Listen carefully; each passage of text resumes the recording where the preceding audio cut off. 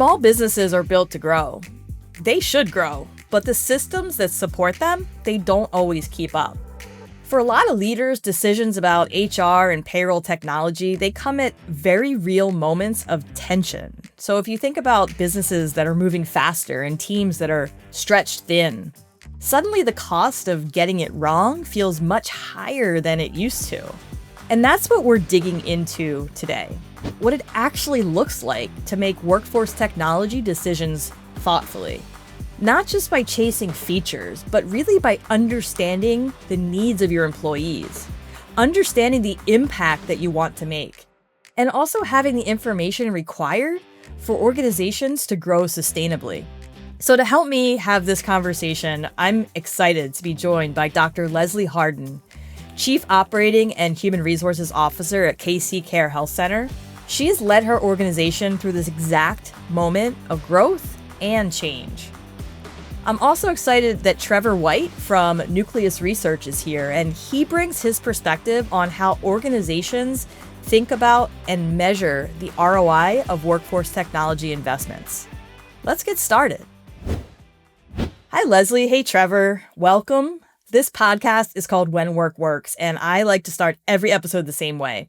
I'd love for each of you to finish this sentence. Work works when?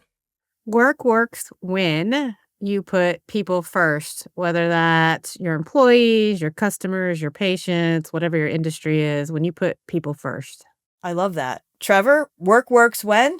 Work works when people are able to work. When you give them the environment, the tools, the resources where they're able to complete the work that they're meant to be doing. Less distractions, more opportunities. Less distractions, more opportunities. And distractions definitely do show up in earnest in today's workforce. So, Trevor, let's start with the landscape. Based on your research, how are small businesses thinking about HR and payroll technology right now? The pandemic was bad for a lot of things, but I think one area where maybe we can find a silver lining is for the HR teams. And it really reminded us that at the end of the day, your organization is your people. And for small businesses, that's kind of always been at their forefront, right? But now having the opportunity to have that reflected in their offerings as well. So as we see this really big expansion with HR technology in the enterprise, we've seen the last couple of years trickling down so that even your one person HR shop, or maybe it's your no person HR shop. It's the co-founder, CEO, accountant, every other hat that small business owner wears. They have the same access to the resources that a 10,000 employee count company has, whether it's analytics, whether it's reporting, automation. And so being able to harness that in a way that they weren't able to even 5 or 6 years ago has just really transitioned folks from saying, well, I'm really happy I don't spend 15 hours twice a month running my payroll and trying to account for, my employees' time cards and all the other things, to now talking about, hey, well, I can run analytics and it's making me more efficient when I bid on jobs for my construction company, or I'm able to track my employees without having to, constantly follow up with them. And that freedom to create and grow their businesses as opposed to managing their businesses. HR has always been on a trajectory of growth, and there's never been a time where HR hasn't been evolving, right? In a world where people used to turn to the C-suite for answers, the crises that we were going through, especially over the time of COVID, right? These were crises of people. So HR was turned to for answers. So I love that. I think that's such a poignant thought. So Leslie, what would you say? How do you think that small businesses are thinking about HR and payroll technology today? I kind of echo a lot of what Trevor was talking about when you think about going back through the pandemic and having to shift quickly in a lot of arenas. These small businesses, in order to be sustainable through that time, they also had to find technology and figure out how to utilize that technology to ensure their sustainability. So I think when you really look at the evolution of HR and HR technology and where we've really come, small businesses have been a huge component. They have the same needs as these larger organizations. And when it comes to efficiencies and, Trevor mentioned being able to process payroll faster and not having to do manual timesheets. All of those things really lead to more efficient and more creativity and innovation in the workplace. When you can focus on those things, your employees are allowed to be more creative, be more innovative, which ultimately leads to profitability, sustainability, all of those wonderful things that we want out of an organization. Leslie, you lived this firsthand. So take us back to the moment you started thinking, hey, something here isn't working anymore. What were the pain points showing up day to day for you?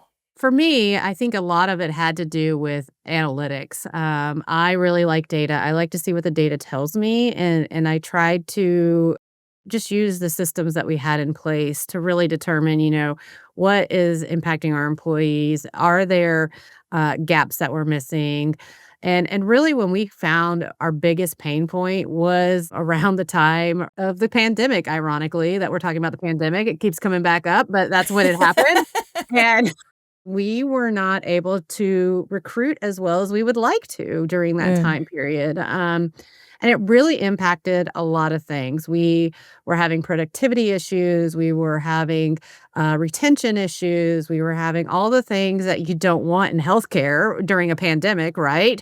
And so really starting to look at the technology and what that did for us, and realizing that if you think about putting people first and Mhm. you make sure that you're doing that in all the things, giving them the tools, the access, all the resources that they need to be successful.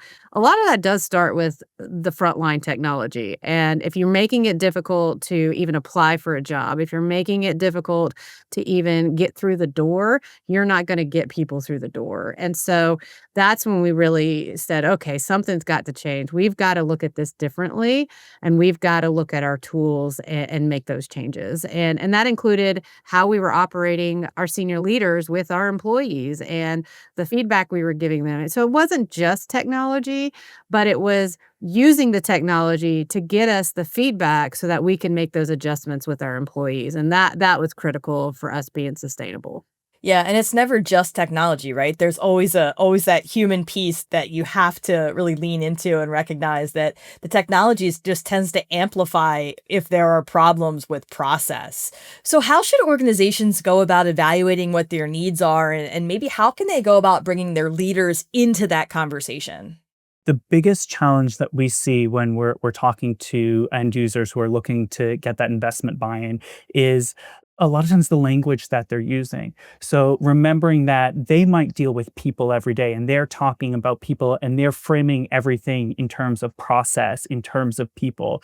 But when you're going to a buying committee, you're going to a finance committee, they're talking finance and just shifting the language. It's the same outcome, it's the same process that you're trying to fix, but just changing that language to something that your audience is going to understand.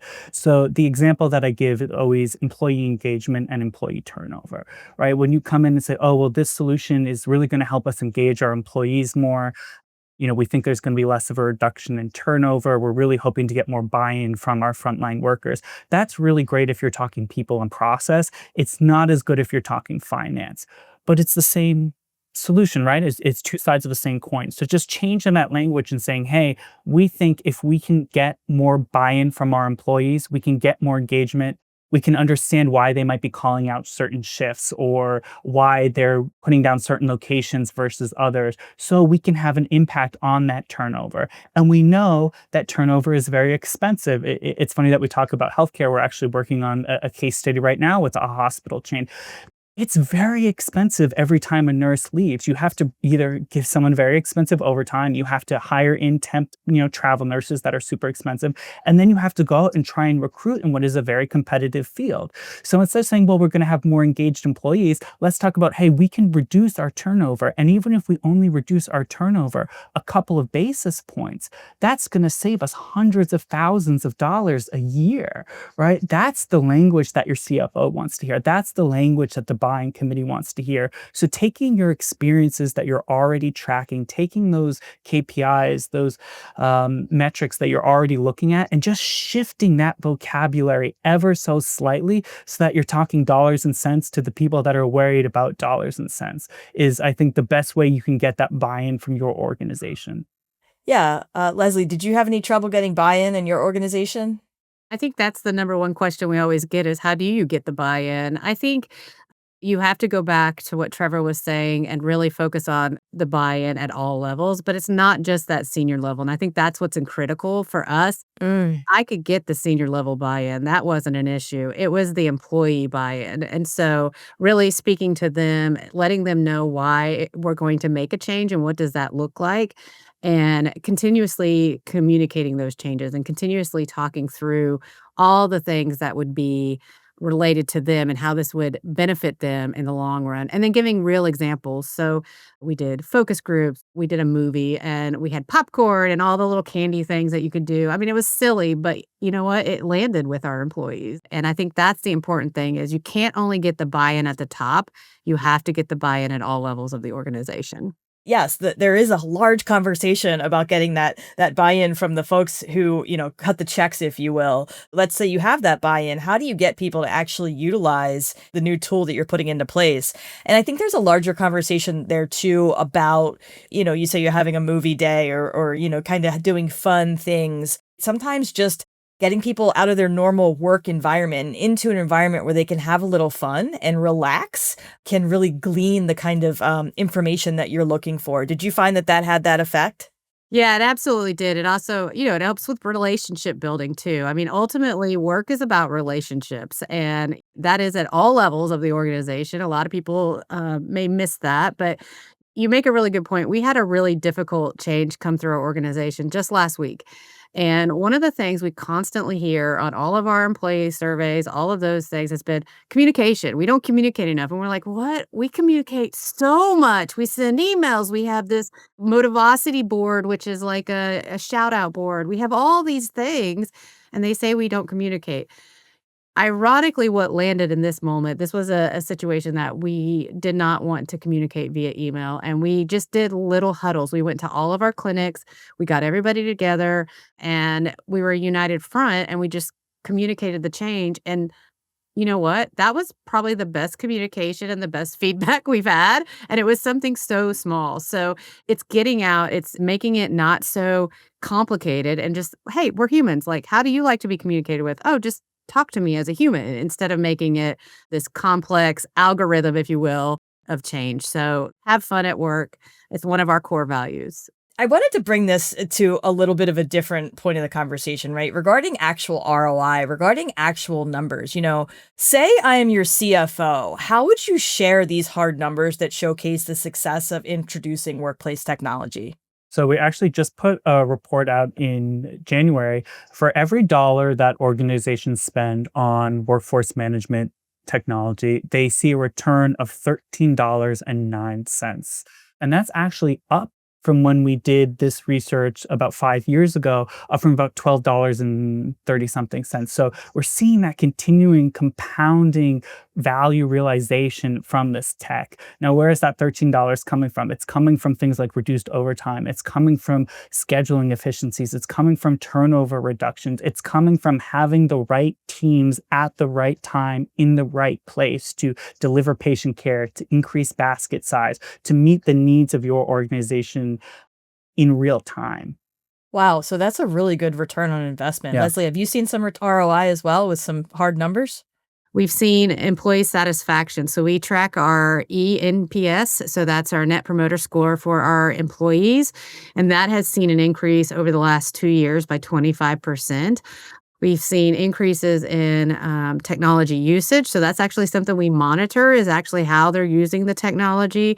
We're seeing them utilize their EHR more, our HR system more to make changes in real time.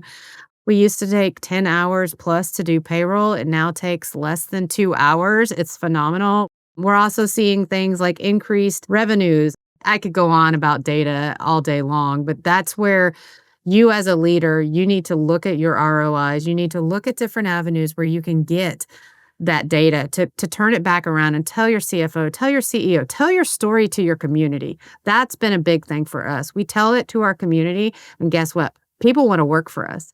And because people want to work for us, it becomes this easier door and your recruiting time goes down. Our time to fill is less than 30 days and all these other things. It's just phenomenal what technology can do to change an organization. Absolutely is. We often talk a lot about the cost of doing nothing, right? And when we talk about the cost of doing nothing, that can be, technology, but it can also be about that communication. Trevor, I would love to know from you, why is it so hard for organizations to sort of quantify what the actual cost of doing nothing is, and even harder maybe when it comes to workforce technology investments themselves?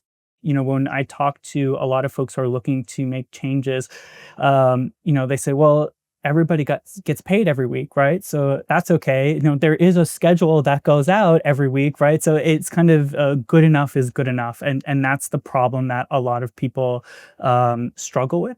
And so I always say, why don't you flip it and tell me, what's your biggest headache right now? And start there and realize, hey, I'm actually spending 6, 7, 8 hours a week doing something that I don't need to be doing, right? And there you go. You've got your first cost of doing nothing, right? And just keep walking down that step of, all right, what's headache number two? What is that other thing that's always bothering me or keeping me up at night that I just really wish if I could wave my magic wand and fix tomorrow, I'd be done with. And when you start really laying out all of those things, it becomes a lot easier. No one knows how you spend your time more than you do. No one knows what your team does more than you do. And taking that expertise and that ownership that you have and really being able to say, hey, I know what the problems are because I live them every single day. And to Leslie's earlier point, that buy-in from your own team and the quantification becomes really easy after that, right? You're just trying to figure out how much time am I spending chasing down these things that I don't need to be chasing. Yeah, the time piece is such a huge thing because I call them time vampires, right? What are the No. things that are sucking the time away from you? And so often we become complicit and just say, oh, yeah, this is the way that I've always done it. So this is the way that I'm going to do it. One of the quotes I use in a lot of my presentations is from Grace Hopper. And she says, the most dangerous phrase in language is, we've always done it this way. I mean, there's life lessons here too, right? That kind of translates throughout, work, throughout life, etc. So, Leslie, we talked a little bit about how, you got your people on board. Was there hesitation or resistance? And if so, what were some of the ways that you worked to navigate that? We really had to deal through some significant changes with our team. The big part that we got was our manager buy-in. That middle level managers who often feel like all they get to do is deliver bad news. You've got to help them sometimes and give them opportunities to give positive news and be engaged in the process. So one of the ways we did that is we had a middle manager who really wanted to create geofencing. It was really important to allow the manager some of that empowerment and autonomy to do that themselves. And so they were able to establish what those geofencing look like within coaching and guidings within our policies. However, it really led them to create buy-in with their own team as well. And because they were leading the charge versus somebody in admin or something like that in HR. So people always think, oh, get the top buy-in. No, it's that middle level management that you really need to tackle first. Anytime you're making a change, there's sort of like the before, the beginning, the middle, and the end, and then the after. I find a lot of organizations, they implement the change and they try to manage the change after the change has been implemented rather Mhm. than before the change has been implemented. Trevor, from your experience, I'm curious to know, do you think organizations most get stuck during transitions before, during, or after the implementation of a change, be it to technology or anything else? I think you're right in that people make the change and then they try to manage the change. And that tends to be the problem. It is right at the very beginning. And we always tell people you have to look at your processes because you can have a beautiful new fancy solution. But if that process going in is still the same, you're going to still end up with, some not great results. The other thing we always tell people is the ROI of a solution that isn't adopted is always going to be negative. So making sure before you start, hey, are my employees realistically going to engage with this solution, right? When I present it to them, are they going to want to participate with this? And if they're not, then you need to decide, is this worth the investment? Is it something where we need to manage them into adoption? Or is it something that maybe isn't worth the time, the resources, and we can focus on something else? And I think if you make that commitment, yes, we need this, we need employees to engage with it, we need them to adopt it, then really focusing on that. And a lot of times it's just that fear of the unknown, right? To your point, we've always done it this way, so why can't we continue to do it this way? The example I always use, employee self-service. Well, I've always just called, Susan at HR and told her, hey, I need this time off. Why can't I keep doing that, right? And explain to them, Susan's got a lot of other stuff she needs to do. And I always tell folks, if your employees are still calling in, make them go through the self-service. If you do that a couple of times, then people get it, they understand it. They say next time, oh, I'm not going to call Susan. I remember how to do it. I'll just do it again. Being ready to commit that little bit extra up front can really help deal with those big issues you have when you're trying to make that transition. And then the more buy-in you get up front, the easier it goes as you move through. And by the end, everything's firing on all cylinders. Yeah, I don't know that we always give our employees enough credit either. Meaning, when's the last time that somebody gave you an instruction manual on how to use an app that you downloaded on your phone? We are now used to these applications and these technology pieces, right? And I know this conversation transcends technology, but that's our focus today, right? When we say, oh, my employees just won't use it. Well, are you sure? Because they're using these tools in their everyday life now. Everybody has had to adapt, and everybody is at their own pace, right? In terms of the levels of adaptation where they are with their technology. But Leslie, do you have any thoughts there? Yeah, that's great. I like how you use the app example because I try to teach our leaders that, hey, empower your employees. You don't have to put in Sally's time every time. If you teach them, they will do it. And most of the time, they want to do it. They want to have that autonomy over their own work environment. And so, yeah, I think that is a huge thing that we do miss, especially as leaders. We often think, they call, we're just going to take care of it. We like to fix things. A lot of people in leadership just want to take care of things. But what you're doing is you're actually harming your organization. I completely agree. And I love that you mentioned managers. The importance of managers and giving managers the tools and the autonomy that they need to do their jobs, that trickles down. Leslie, when you first started to see meaningful change through the tech implementation, what did that shift mean for your staff? We were able to measure this through our employee satisfaction survey. We use Great Place to Work survey, and we really could see the needle moving on all these things that we focused on. They became happier at work. Going back to trust, they began to trust the organization and leadership more. And we had significant improvements on our retention rates. Our retention rates right now are at 97%. It is unheard of In healthcare. Oh my goodness. That's voluntary retention, I will say that, but, it is unheard of, and it's all because we focus on our culture, and we created a culture code and all these things, but it was driven by the technology. It was driven by everything that we learned through our UKG platform, everything we learned through our employee surveys, all of that, and we used that knowledge to impact real change, and it's just when work works, it looks like 97% retention rates. Wow. Trevor, have you seen any results like that in healthcare? Not results anywhere. Frankly, those would be amazing. Yeah. But I think it just goes back to the point that, your people are your greatest asset. Engaging with them early, engaging with them often, and solving their problems.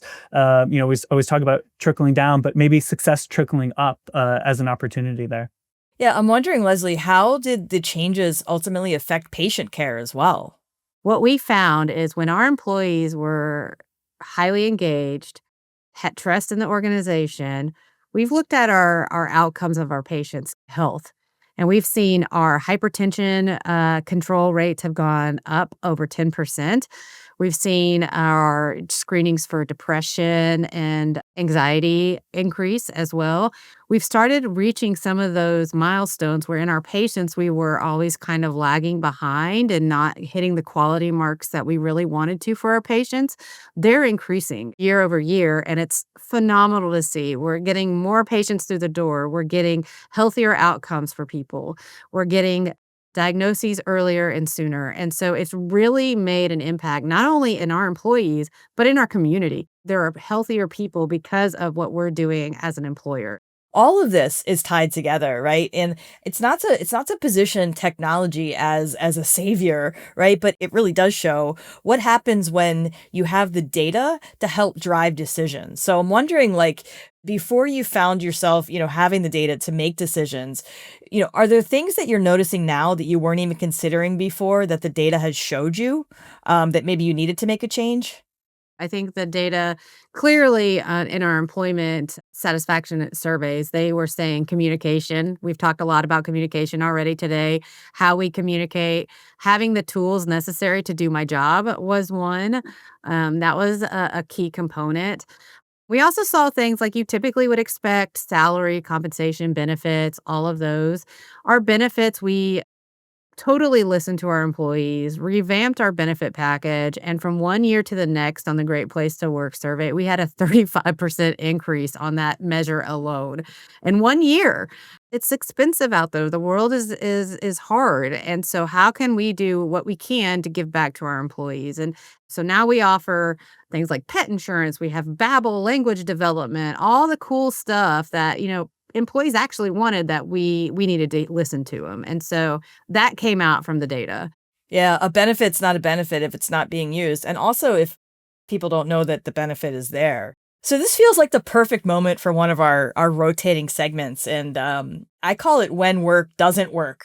I'm going to ask you guys to sort of reflect on a time when something just wasn't cutting it anymore.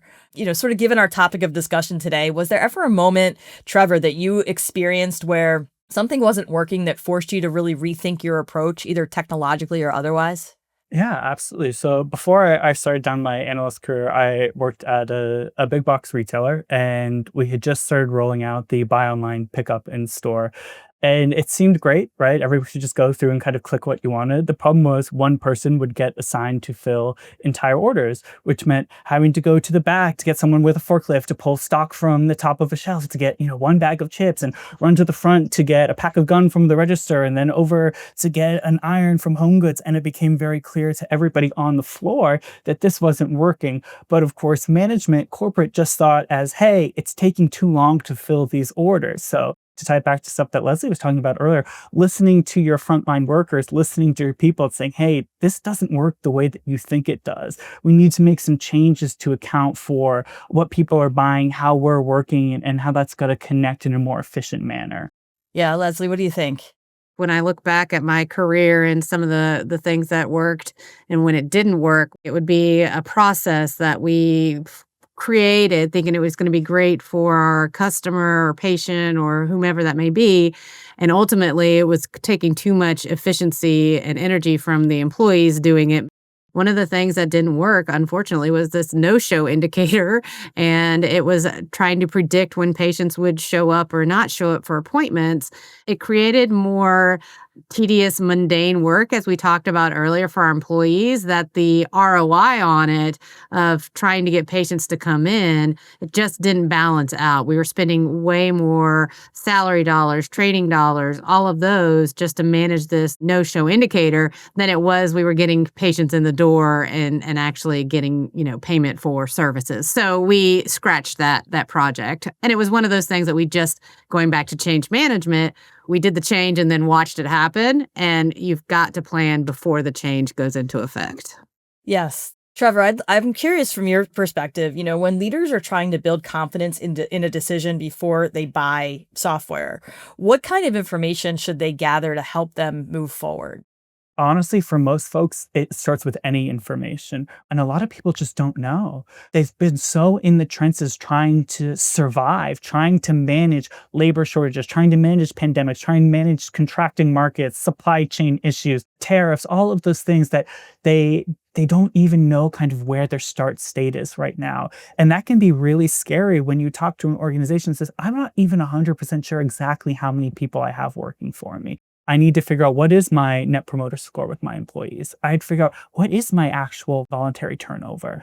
Being willing to say it might not be as good as I think it is. I then know where I need to make my improvements. I always tell people when you go through that checklist, you go through that process, don't look at it as, hey, I'm not doing very good in these 3 or 4 categories. Say, hey, these are 3 or 4 categories where I have a big opportunity to make a really big impact. And actually, those are the areas where I should start. Yeah, I think if you asked any organization whether they would take that ROI, right? Every organization would take that, right? So the question I think we have to ask ourselves is, why aren't we moving forward? What is preventing us from taking that first step? And I wanted to share a tool that UKG has put out on ukg.com, and it's called the Value Estimator. And it's this interactive online calculator designed for small and mid-sized businesses where you can quickly estimate the potential business value and cost savings associated with utilizing our solutions. So head to ukg.com, check out the UKG Value Estimator. Just fill in a couple of blanks and it's going to give you your estimated annual value of how much money that you will save by incorporating tech tools. I would love to sort of wrap it up here and just kind of get some closing thoughts from each of you. Leslie, I'll start with you. If leaders were listening and had to ask themselves just one question to know, it might just be the time to invest in workplace technology or workforce technology, what question would you say that would be? I think there are a lot of different things that I even ask myself. The first thing is your organization ready for change? That's a big component. We've talked a lot about change management. And if your organization's not in a place culturally or whatever, then you need to pause. But if they are, and you're like, yes, this is the time, we're ready for change, you need to start asking yourself, what are those things? How can I get at the data? How can I look at my ROI from this? How can I assess a year down the road, 6 months down the road, that this tool is really working for us? And what are those data points that are important to your organization? But my question would be, if the time is now, then let's stop and look and say, how do we get at the data? Does the technology offer tools to allow us to determine our ROI on the backside? Yeah. Trevor, what question do you think organizations should ask themselves to determine whether or not they're ready to make a change? I'll bring it all the way back to the very beginning. Work works when people are able to work.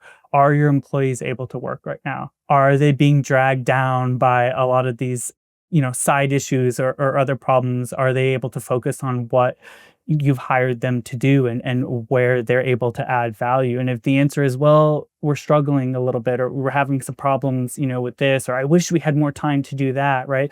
Then you've got an opportunity to make a change. And if you do what Leslie said and really get after that data, you can justify it, track it, and really show the impact. I wanted to thank you both so much for your time and for your expertise and your thoughts on the ROI of tech change, and really appreciate you joining us here on When Work Works. Thank you so much. Thank you for having us. When I think back to this conversation, what really stood out to me is that this isn't just a technology story. It's a change management story at its heart. It starts with listening to your people. It starts with understanding where the pain points truly lie and being honest about what isn't working anymore. From there, it's about walking people through the change and then helping them see what's on the other side of that change. So if you're leading a small business and you're about to make a decision on workforce technology, the takeaway is this. When you ground change in real employee needs and communicate the value clearly, better decisions and then better outcomes will follow. So thanks for listening to When Work Works. Follow or subscribe wherever you listen, and we'll see you next time.